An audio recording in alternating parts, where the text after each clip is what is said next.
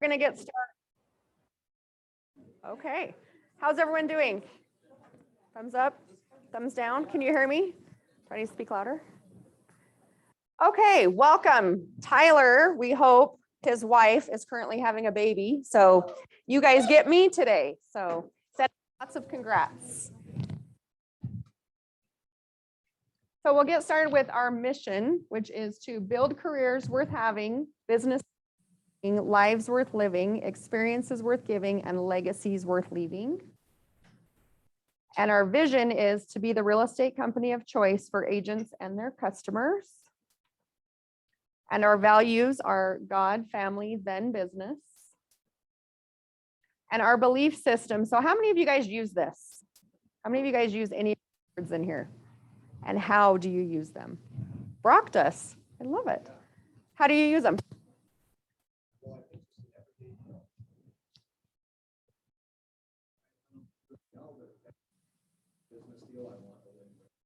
Yep.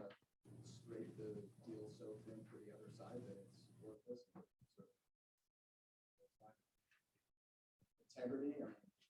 We're in a weird business where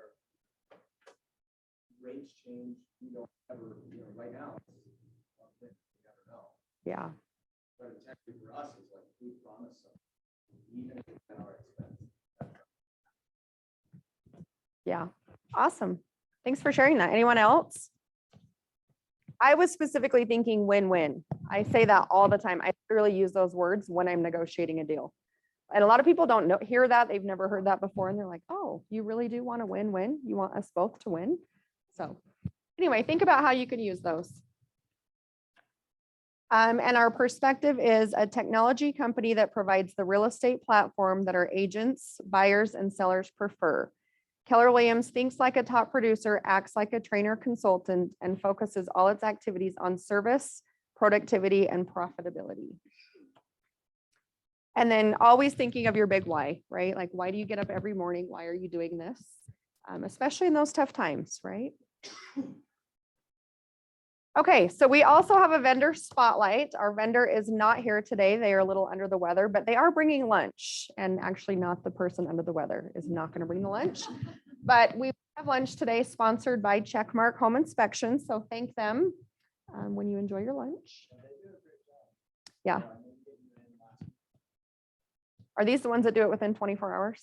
Like guarantee?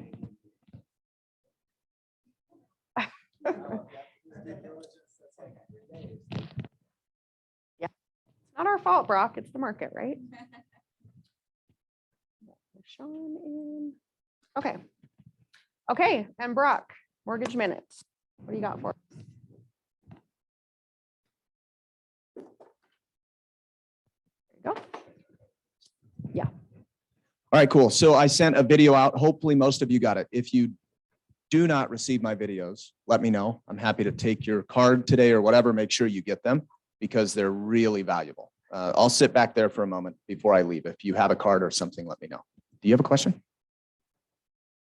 Okay, what? Yeah. Oh, he just really wanted a mic. No, I always rewatch them on YouTube, and I don't like it when I can't hear what other people are saying. You posted a video on Instagram about why you should still buy even though interest rates are rising, and I shared that with clients, and I thought it was very useful, and I wanted to like fill your bucket on that.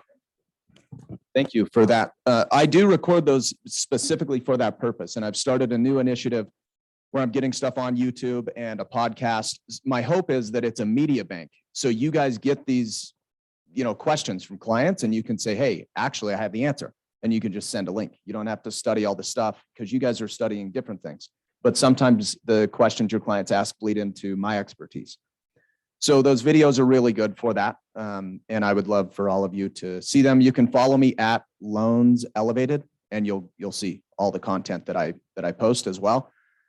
But the one that I sent today is a brand new program that Cross Country released, which is massive. Like Nick just asked me last week about a client that was interested in this, and I said, no, we can't do it. And then yesterday, the program was announced, which we can offer. So basically, it's the ADU program. But now if there is a legitimate ADU, so it's got to be separately metered, all the things that comprise an ADU, we can use rental income on a primary residence. So for your clients that are struggling, they can't find a house for whatever reason, the prices are too high or rates going up has kind of pushed them out of the market. I ran some numbers and say an ADU brings in $1,500 in gross rent per month. We can use 75% of that to offset the mortgage payment on their primary home, which basically gives them a lift of $225,000 in buying power if they can find a property with an ADU. And really, if they're looking at $500K, 225 grand, spending 725 probably gives them a property that has an ADU. Another unique perk about this, if you guys have clients that are interested in investment properties or whatever, this program has a refinance option to it as well that allows you to finance the improvement costs to build an ADU. And they do have to get the separate meter put in, and ingress and egress has to be separate from the main house. Even if it's a basement, that does work, but it has to be separate outdoor entrance and all that. But massive program, I think, and very timely for what we're dealing with prices and rates. So that's my mortgage moment. And then I'll be teaching a class on April 12th for leverage, basically building a team. It's something I've been doing for years and years, more than 10 years. And I've made a ton of mistakes. And my hope is that I could help maybe point you guys in a direction to take your first steps at that, or your second or third if you've already taken the first.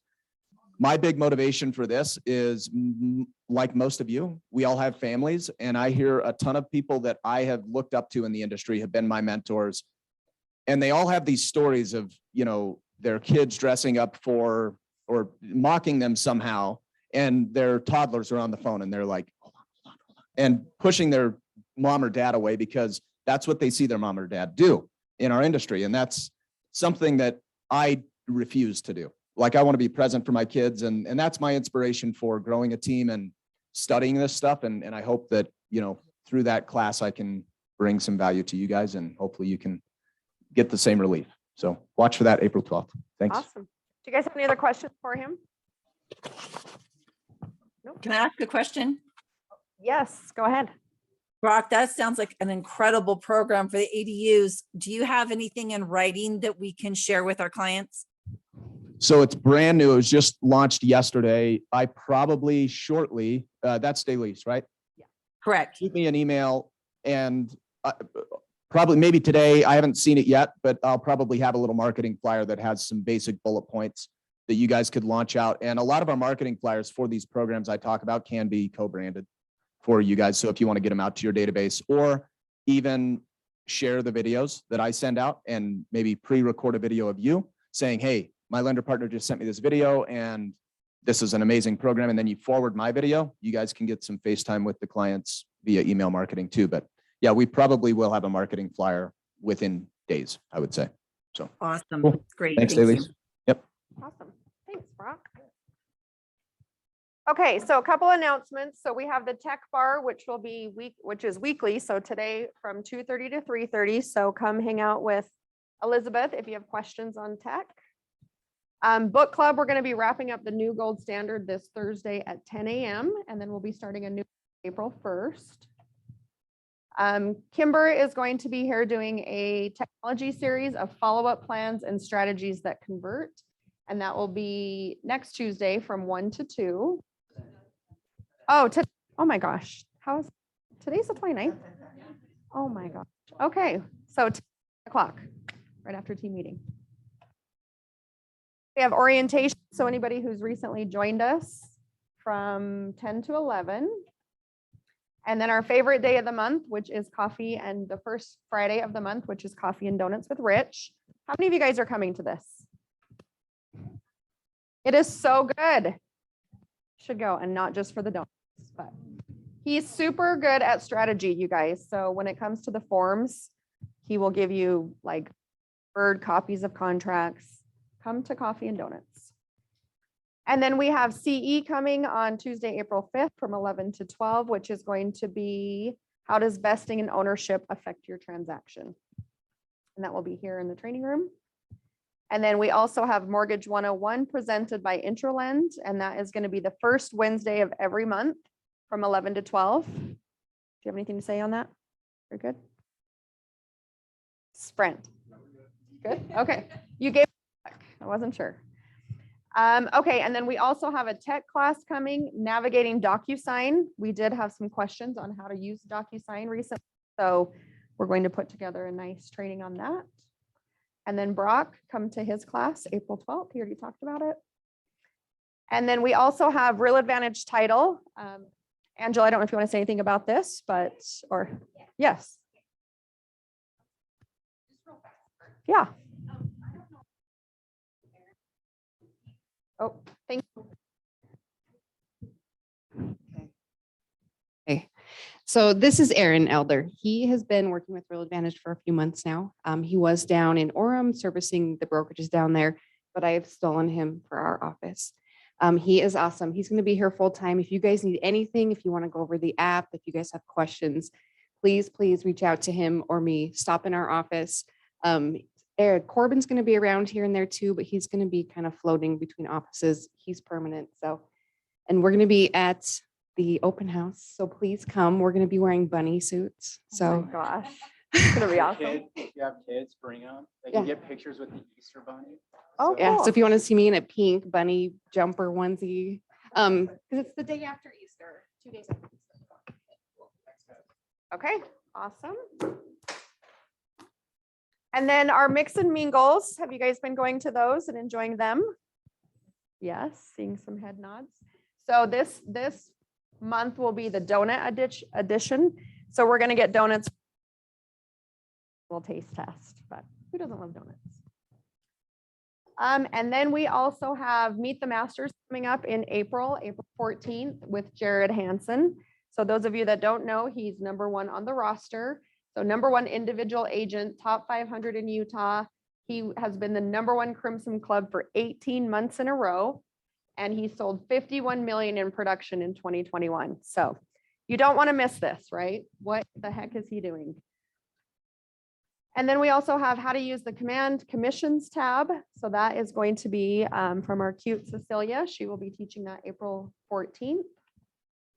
And then we also have an exciting training from Sammy. She's going to be teaching basically how to create things on Facebook in the studio. Am I saying it right? No. Okay. Marketing. She's going to help us with marketing, and it's not in command. So it's going to be like a third party. Yep. That was close. A for effort. Yes. Creator Studio is actually through Facebook. It's how you can schedule posts. So if you're like, I want to schedule all of my posts out for a month, I can teach you how to do that because we all forget to post. So that's what that is. Okay. We'll create things in That was close. Canva. But yeah, A for effort on that one. Okay. And since you're here, I think you're the next slide too. And Take Amy. it away. Yeah. And Amy. Amy too. Do you want to talk about Death by Chocolate? How many of you guys have participated in a Death by Chocolate with us before? It's been a couple years, so we have a lot of new people. So this is a really cool client event that we do that's for adults only. It's kind of like the night out for your clients. It's kind of fancy, like you'll see ladies in cocktail dresses. You'll also see jeans and sweatshirts, so it's not like pressure. But it's a really great opportunity to reach out to your database, get people feeling your value, inviting them, touch, do an email, do a text. Like you can get 5 touches out of an event without spending any money because they don't have to say yes. If they actually come, that's a bonus. But tickets are $10 per person. That includes, we will have wine, we'll have chocolate fountains, all kinds of desserts. It's at Kimmy's Chop House in Sugar House. And it's just a really good opportunity to get out there and provide value to your database. Do you guys have any questions on what it is? Cool. Sammy's going to tell you a little bit real quick. Jakers.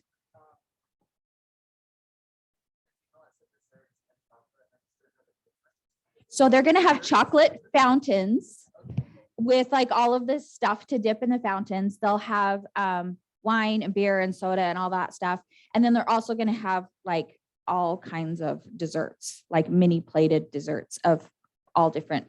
So the non-chocolate sugar-filled varieties. desserts, we're going to dip in chocolate. You can if you want. If you want a chocolate covered creme brulee, we got you. So, Janet. you get one. You should be able to purchase more if they want to, but one comes with their ticket and then the desserts. Mhm. Yeah, they have a full bar at that restaurant. I don't know if you said it already. No kids.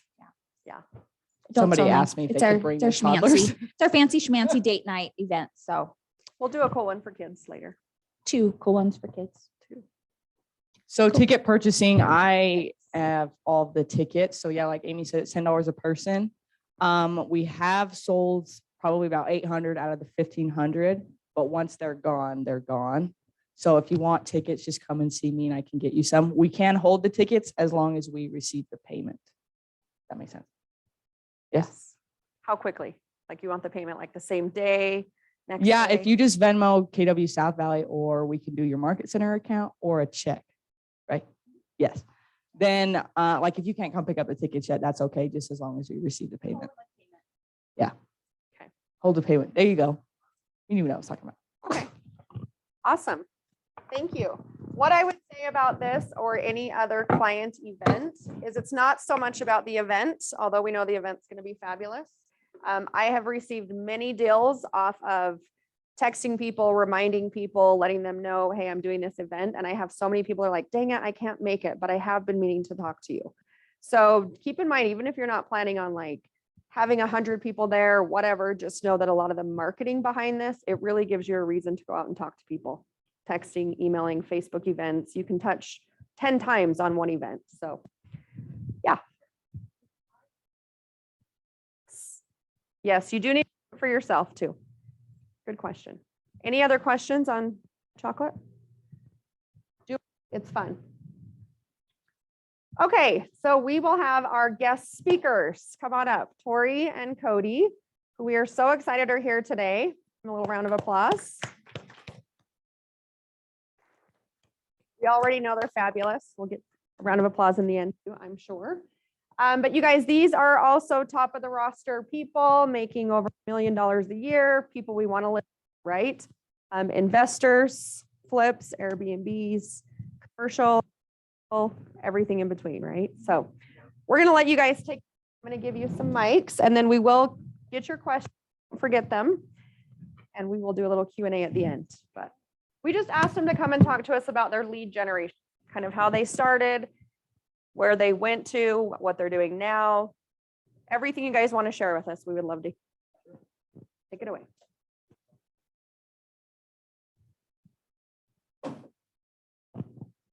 There you go. Hi. Well, hello. Nice to meet you. Welcome, Elise. Okay. Hello. Hello. So I actually started my real estate career 16 years ago, right out of high school. And I started right as the market was crashing. I didn't know any good market. So that's what I, started my career in the worst market since the Great Depression. So that actually really taught me a lot. And when the market was really bad, it's interesting over my career, I've shifted gears on how I prospect and what clients I go after based on market conditions. So like when the market was crashed in 08, 09, 10, 11, I would say that I was mostly working with buyers. We're doing lots and lots of web leads and just getting really, really skilled at converting those web leads. I was selling 50 homes a year and more than half of the homes I was selling were bank-owned properties or HUD homes. I was literally helping people that worked at McDonald's buy houses. I think in 2010, my average price point was $130,000 and I sold 49 homes that year. And that was the first year I ever made 6 figures and I was stoked about that. Now I probably couldn't even pay our bills with just the 6-figure income. And then I'd say probably like 10 years ago, I started working with more and more investors. As I was, helping people buy bank-owned homes, I was helping lots of investors buy bank-owned homes and flip them and buy them as investment properties. And meth houses, we used to love to go after the meth houses because they were phenomenal deals. That was before the banks really got smart and started cleaning them up themselves and stopped giving silly discounts for them.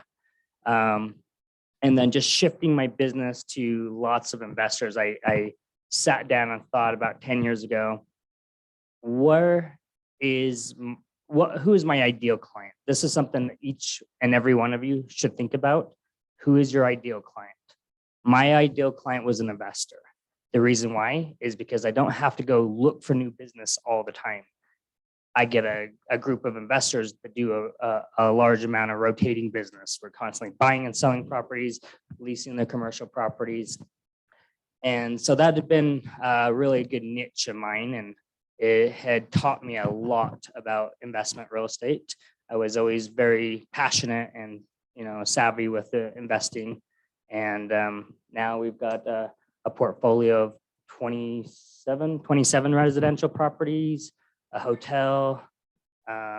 We're buying another hotel that we're under contract on, buying an industrial park we're under contract on, another warehouse. And we bought an office building that we're redeveloping as salon suites. Buying another triplex. We're getting crazy. We're just Is it a good time to invest? I don't always a good time to invest is the correct answer. And we work very hard, and I've been helping my very, very high net worth clients, worth $50, $100 million flip commercial properties. And, they started getting me into commercial properties. And now I'd say probably 90% of our business is commercial real estate. We still take a little bit of residential here and there, but can't make no 6-figure paychecks in residential, but with commercial you can. And there's just a lot more creative things with commercial real estate that I like. At one point in my career, I was selling 70 plus homes a year with just me and an assistant, and I was just getting bored, tired of sitting at people's dinner table, tired of showing houses late at night on Saturdays and Sundays, dropping everything I'm doing with my family to go show houses. Now I work, we still work a lot, but, we don't work like that. We're working with business owners and doing business during business hours. Still busy that we still have to work a lot after, but mostly like paperwork and contracts and comps and stuff like that. But early on in my career, a lot of my business was from door knocking as well. I used to love to door knock. Door knocking was always easier for me being face to face than on the phones. I wasn't always very good at sales as a skill that I developed over a long time. And that's kind of where we're at now. Yeah. I'd say probably 30% of all the, real estate we sell each year is off-market deals. We do a bunch of off-market stuff, and, now we're selling hotels and office buildings, industrial parks, doing land development. We're helping clients build shopping centers where I've taken the land from residential, gotten it rezoned to commercial, subdivided stuff, gotten all the entitlements with the city, and been involved in the entire development process. And the reason we work so hard and we've been buying so much commercial real estate is because we don't want to do this forever. We love this business, but it's taxing, We make an incredible amount of money and we live great lives. But I don't want to work this hard forever. I don't want to be putting up with all that we have to be putting up with in real estate forever. And I just look at some of my clients that, make millions of dollars a year in just passive income from their investments. And that's where we're really trying to get. And the commercial real estate flips are, very, very lucrative. We used to flip tons of residential houses, and we're selling our last residential flip, and commercial flips can go make $500,000, $1 million flipping a commercial property if you know what you're doing. You can never go do that with a house. how do you even follow that? No, I started in, I think it was 2018. I was a mortgage underwriter prior to being an agent, and I just had reached like my cap. Like you can get VA certs and FHA certified, and it's just kind of after that, get bored. So I just decided to get licensed, and my husband at the time said that I needed to have like a 6-month runway, and then I could quit my job, and I was making over 6 figures. And so I worked my butt off, and I would work really early. I would go door knocking, do phone calls, like my schedule was so strict. And then on Saturdays, I would go do open houses. And so that was my thing. I realized that I was really good on the phone. So I would call for sale by owners. I'd do circle prospecting and expireds. And that was really my niche. That's what I went after, because I knew if I couldn't wait a long time to get paid. Like I know that you're supposed to get your SOI, but I felt bad for going to them first because I felt like I needed to prove myself. And so I knew that if I just started posting on Facebook, all of my successes and wins, then that would naturally attract my SOI. But I also wanted to get paid now. So I knew that those people that were doing for sale by owners and expireds, like they needed to sell. So I would target those people. And I was Rookie of the Year for my first year, just really hustled. And then after that, didn't look back.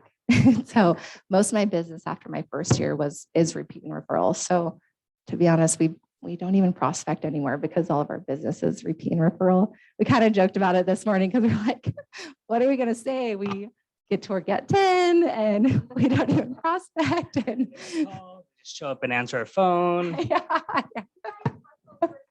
Yeah. We did. Totally. Yeah. It's true. It's true. And that's the thing that she pointed right on the, got it right. It wasn't always like this. Like, Yeah. I remember so many years in my career working 7 days a week, 7 days a week, 14-hour days, like working harder than anyone else. But that's what made us very successful. And now, we can work way smarter instead of harder, and naturally just have nonstop business come to us without really putting effort into it, looking for business. It's because we worked so hard over those years and did such a good job for the right clients. Yeah, totally. And built such a repeat and referral business. And Yeah. even how long have you been selling real estate for now? 3 years? Yeah. 18, 19, 20. Yeah. And or 4 years. all of her business has been Yeah. repeat and referral just because she Yeah. grinded hard, Yeah. So And hard like work pays off. Yeah. And like that first year, like I was going through a divorce, like I was a single mom, and it's just like, you know what, like this is my life and I can choose to go one way or another. And I just decided that like, this is going to be my year to grind, and then it'll all be downhill from there. And granted, like we have different stressors now and they're huge and bigger deals and things like that, but it's different and we're doing it together, and it makes It's it fun. a lot more fun to be able to like be out to dinner or on a Can-Am in Moab. And hold on, I got to take this phone call real quick because, and we can understand because we're both in it. So Yeah. detaching is really hard for us. Like we can't go to an area where we can't have service for, more than 2 hours. The Delma Airbnbs, Yeah. they're very profitable, but Yeah. they're very time intensive. Yep. Yeah, they are. But we love them. We love them. We manage all of our rental portfolio and handle everything ourselves. No, they're No. our Airbnbs in yeah. our portfolio. Yeah. Mhm. But we teach our clients like how to have like long-term tenants. We teach them that. We also do like an Airbnb training with them as well. So we're still here for them even if they buy. So we actually encourage them not to use a property manager because we can help them.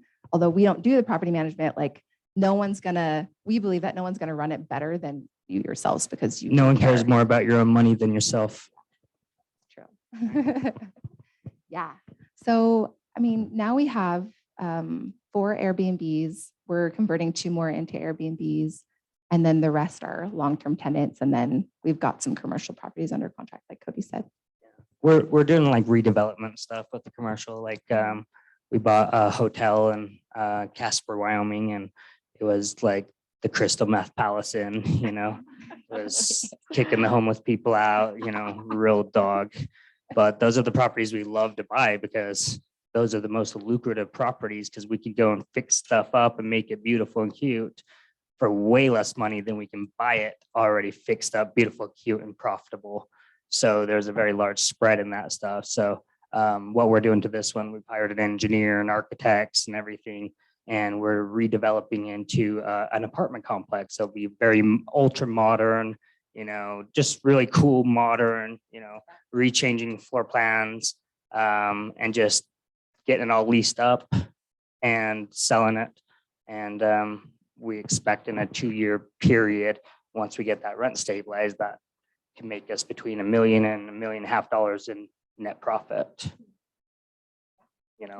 We just did the salon. We bought an office building that, everyone's scared of office space because office space is sucking right now because of the work from home movement, and it's starting to come back a little bit, but, we're able to buy a cheap office building and, we're redeveloping into, salon suites for hairstylists and barbers and nail technicians and stuff. And, turning a property like that, into $10,000 a month net income cash flow for us, turning a $450,000, purchase into a $2 million investment based on the income and repurposing this building. So just, this is a big focus for us in the last 3 years is how do we work smarter instead of harder? How do we make more money with more quality of life and less time? Yeah. So a couple years ago, we went to Tony Robbins' event. It was in Fiji. It was the Wealth and Life and Wealth Master. Yeah. So we went there and they go through like, what is your dream life? What does it look like? How much is it going to cost? And then it breaks it down to, okay, what can you just live off of, like paying your bills? And then what could be like your dream life to do whatever you want? And so Very powerful exercise. I It highly is, suggest yeah. everyone does this. yeah, because everyone doesn't want to grind forever, right? It's hard. It's taxing, like Kody said. But the end goal is passive income. And so our goal right now is to get as much passive income and having like an outline of what that looks like. How are you going to get it? It's going to be through flips, through your Airbnbs, through whatever you're going to do, whether it's even like taking your commission and having a part of it going into like a certain account to go buy properties, finding out what that is. And then that's your goal and figuring out like, how long is it going to take you or how much work do you have to put into it? And that right now is a huge why for us to be able to have the life that we want through passive income. And a lot of times agents don't like have investments, don't know how to invest, they're scared, they don't have the money. But we all come across deals. The agents are the first ones who see the deals before anyone. There's deals everywhere I look. Literally, I wish we had never ending money because I buy way more properties than we can.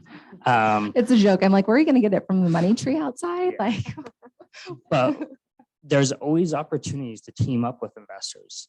If you guys find a deal, there's, a profit margin in there, call people like us, call your clients that have some money, present the opportunity, get your foot in the door, because you can make a lot more money, flipping a property and making 50% of the profit than, 3% commission on it. So I encourage everyone just to think out of the box. I think in real estate, there's a lot of, hey, this is the way you got to do it, because there's not enough knowledge and people teaching creative things with real estate. But I encourage you all think out of the box and get more creative in your business and figure out how you can work smarter instead of harder.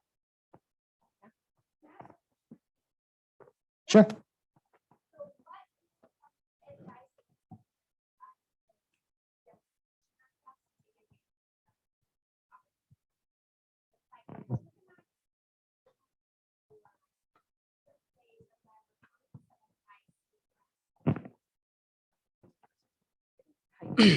So there's a handful of properties we bought with no money down. As I mentioned, get very creative. The first property I ever bought was 11 years ago. It was a triplex downtown. It was a real piece of junk. I bought it with an FHA loan. I negotiated me a 4% commission on it. So by the time I got paid my commission, I made money for buying that house. You know, my 3.5% went down for my down payment. I owner occupied it. I wasn't nearly as successful as I am nowadays, and had 2 roommates that lived with me, had 2 other apartments that, you know, I rented out, and I was paying all my, you know, property expenses and making a few $100s a month up and above and living for free. And I was stoked on that. And that's really how it got started. And then, you know, I went and bought another property, refinanced that one, bought another triplex with an FHA loan, lived there, went and did a seller finance, moved there. I moved into one crappy house, crappy apartment after another, knowing that this was just setting me up for the long term. And eventually one day all these properties would be fixed up and remodeled. And we got really creative. I got really creative with refinances, 1031 exchanges, you know, borrowing equity, home equity lines of credit. You know, me and Tori, you know, own a duplex in South Jordan that Yeah, we lived in it. Cody was not very excited about it. not at all. It was like 2020. We thought the world was ending. Sold So my we electric sold his house. house. We went and moved into this duplex. And he was like, I thought I was past the stage in my life. I But- paid my dues already, but we're building a beautiful house in Daybreak. And But still, I Over. mean, we got so creative on that one because we bought that one with hard money. Cody bought it. yeah, With we hard money. bought it hard money. It was a good enough deal. We didn't have to put any money down. Went through, you know, remodeled the whole thing, got tenants in. Then I sold it to Tori, Mhm, and she got an owner occupied loan on it. mhm. And I was able to, you know, get creative with the mortgage lenders and gift, what is it, 15%. 15% of the equity to her. So I didn't have to get taxed on that money, and pretty much zeroed me out on my tax liability. And then we had to bring, you know, 5%. 5% down, which was like And we got all of our money out plus some because the values went up. So, all the money out. And then we went and got a home equity line of credit on it and then bought and another borrowed property. more and went and bought another Airbnb property. Yeah. So literally we bought that duplex with no money down. We don't have, at this time, we have $0 of our own money into it. And one, you know, we're turning both of them into Airbnbs, and I expect that property will probably, you know, make what, $5,000 to $8,000 a month. And our payment's only 2,200. Yeah. Yeah, I'd say, I mean, that's a great way. Just go owner occupy properties, even if you do have a nice house. I mean, Even We think- we were making incredible amounts of money, and we literally moved from a luxury house into, the you know, duplex. Yeah. this duplex. You know, we made it cute, but it was definitely a downgrade. But even just like borrowing against your house and getting the HELOC, you don't have to use money, but you can also use it and then go buy another property and buy it as an Airbnb as well. We have HELOCs on all of our real estate because, yeah, it's great that the value is going up, but the values going up isn't making you more money unless you sell it. Mhm. So go borrow the money against it and go buy more income producing properties that then pay for both the payments. My biggest regret in life is selling any of my real estate. That's my biggest regret in life. I wish I Yeah. would have never sold any of my real estate. I wish I had the means to keep every property I ever flipped.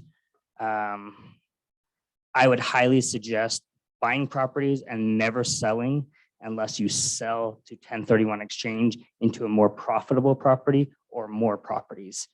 Strategic. This is how our, you know, clients are worth $100 million got so rich, because they never cash out and sell. We constantly buy and sell and buy and sell, and they always roll over 1031 exchanges. Sometimes I hold commercial properties in my own name, you know, and they'll give me the money so I can perfect their 1031 exchanges. And we do reverse exchanges and just get incredibly creative. So if any of you guys ever have, like, you know, questions on commercial real estate, investing, you know, you want to team up on a deal, you want to refer a deal, we're always happy to, you know, pay out referral commissions. We pay out a 25% referral fee, and we'll handle the whole thing. Or if you want to, be involved and team up, we're an open book, and we have an abundance mindset. And I could tell everyone everything we're doing, and we never worry about anyone stealing our ideas or being our competition. There's so much business. None of us can ever compete against anyone I ever even know. You have a question? Transition from residential to commercial, because you work with investors, like they just got interested? So I actually started leasing commercial real estate about 10 years ago. And I'd always done a little bit of residential and commercial. I actually started out because my grandfather owned a warehouse complex in West Jordan. And the market was really bad, and the agent burned them before. So it threw me a bone and said, hey, lease this on 1-year leases. And now I would never do that, but I didn't know any better at the time. And ended up just getting all leased up and doing a really good job, and ended up having all these tenants. They're like, oh, this space isn't going to work, but help me find another space. And I'm like, yeah, totally.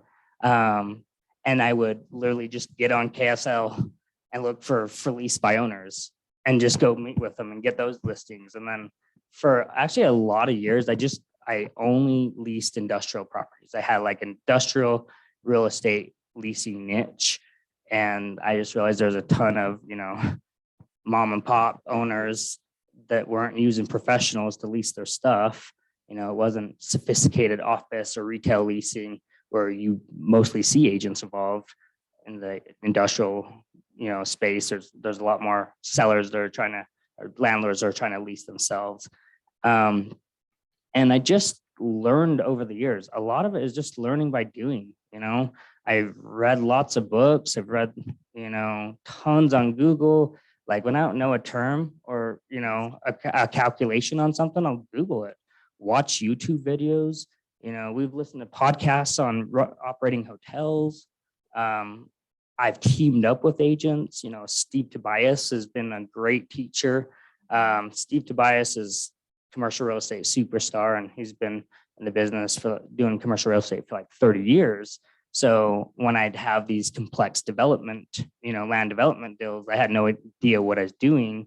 Or, we have the city of Rock Springs, Wyoming actually hired me. So funny because I don't even live in their state, and we're licensed in Utah and Wyoming, but I was the most qualified agent that they interviewed, and I only live in their state. So we're helping the city redevelop a old historic office building into restaurant, retail, and high-end office space. And these are some of the deals that, Steve Tobias teamed up with me. I asked him to team up with me and, split commissions. And he was very happy to, help educate me where I needed education. So I was stoked on giving him 50% of my commission because I learned how to do this stuff and could go do it on my own after. And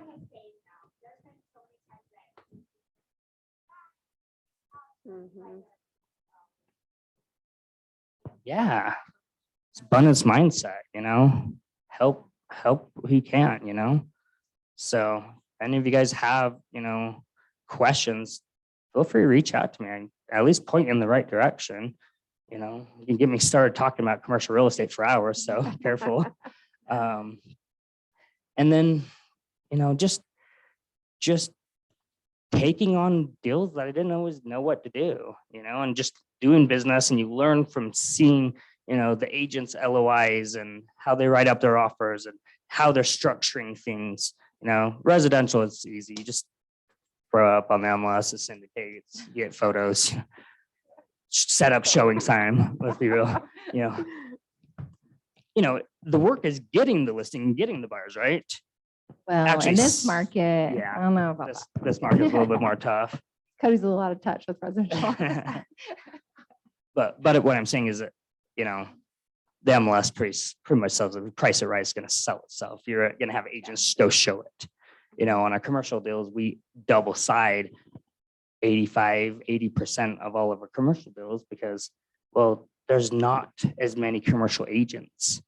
And the buyers and tenants aren't always using representation. You're dealing with business owners who think they can do it by themselves, and just gets busy. So You talked about a lot of your properties are off market. Is that specifically commercial or do you do that with residential too? both, we're I'd say mostly commercial. I mean, we're Yeah. under contract on this triplex that was off market, but And like, how do you go about lead generating for those off market contacts or properties? Yeah, so I subscribe to several databases.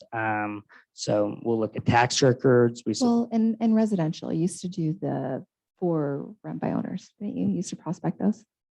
Yeah. Yeah. Like finding the investors. So finding like the for rent by owners that are posting on, Zillow or whatever, because most of the time they may not have a property management company, but they also may be just done with their tenants.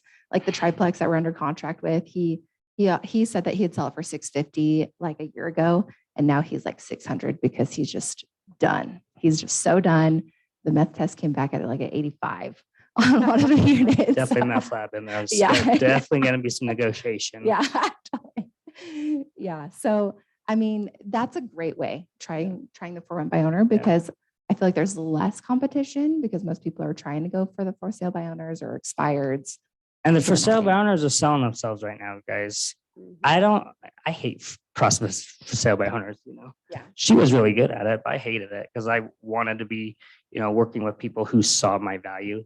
They weren't just trying to cut every commission and didn't see any value in an agent. That's why I want to work with investors and make them millions of dollars a year, because they always pay me 6%. We even sold a $9.4 million deal and we got paid a 6% commission on it. Early on, or towards the beginning, we wanted to work with investors. Has your ideal clients changed or shifted in any way? No, He just wants to work with less.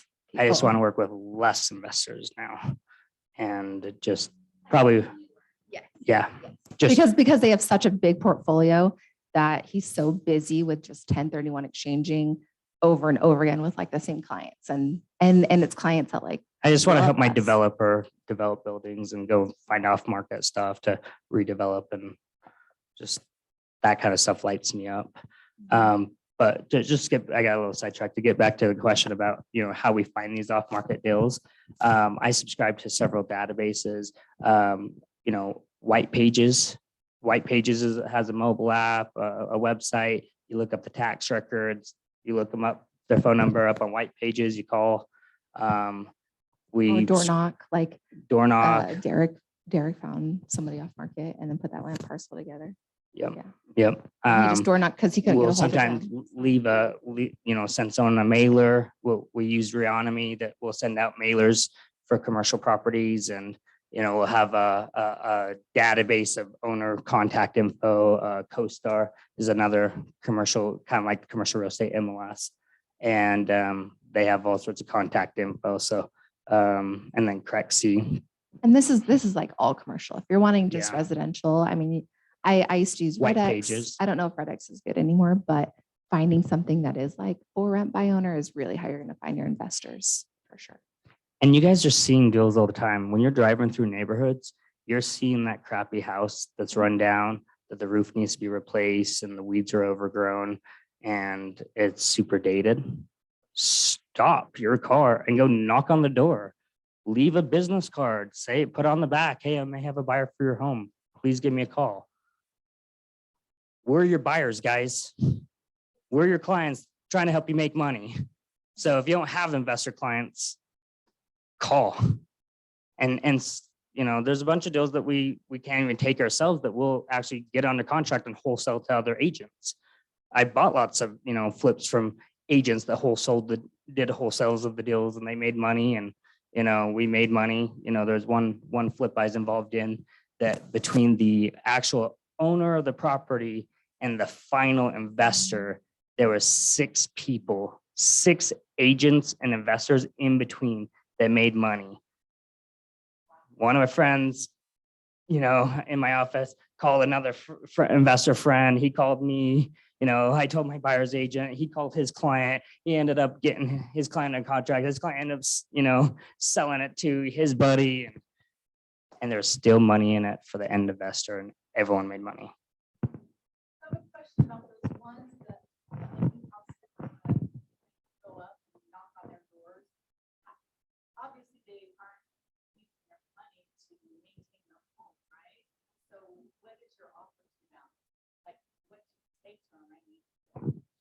Hi, my name's Kody Watts. I was wondering if you've ever considered selling your home.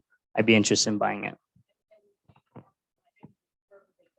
I think the biggest thing first is finding Fill out it what out. what their goals are. What You if know, I there's mean, if they're- motivation? Yeah, if it's not there, you're not gonna, because And there's, you're gonna look at comps. yeah, If they're interested in selling, you can go look at comps and making sure you're pricing it right, or you're Yeah. making the right offer. because I think the biggest thing is finding out what their motivation is. If they're not gonna move, then it's kind of a dead end. But if they have just don't know what to do, then maybe you can be their guidance to help them move on and make it a win-win. Like sometime one client that we're under contract with right now, they need to find another hotel. And so we're like, hey, well, we can be that flexible buyer for you. We can close in 3 months, 6 months.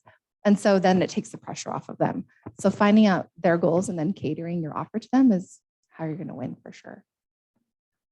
Derek is a great agent on our team who we've been teaching the commercial business to, and has been actually putting a lot of deals together off market. You know, he just did a whole land development deal that he went and knocked on doors, and you know, he has a house in Santa Clara by St. George under contract for one of my investors that he went. I said, hey, my client's interested in buying this property. He, you know, owns the property next door to it, and he wants to solve a problem, and you know, go find the seller.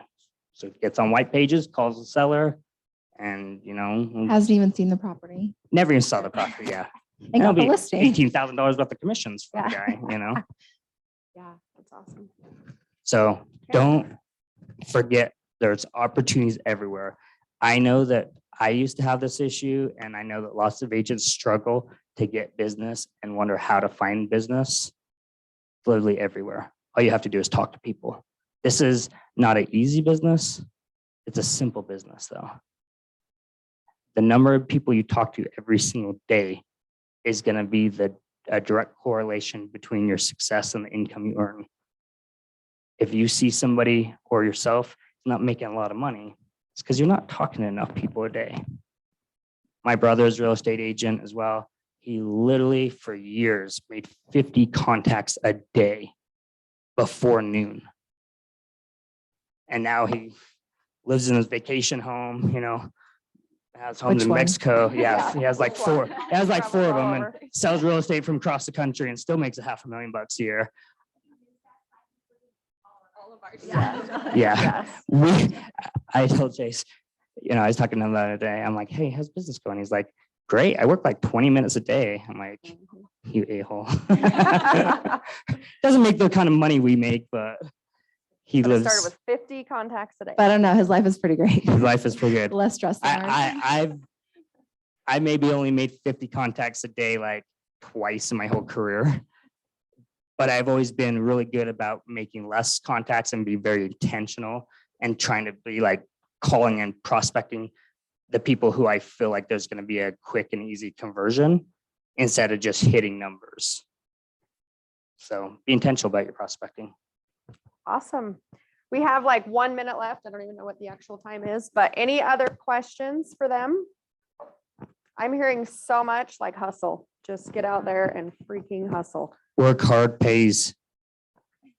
Your family depends on you to be successful.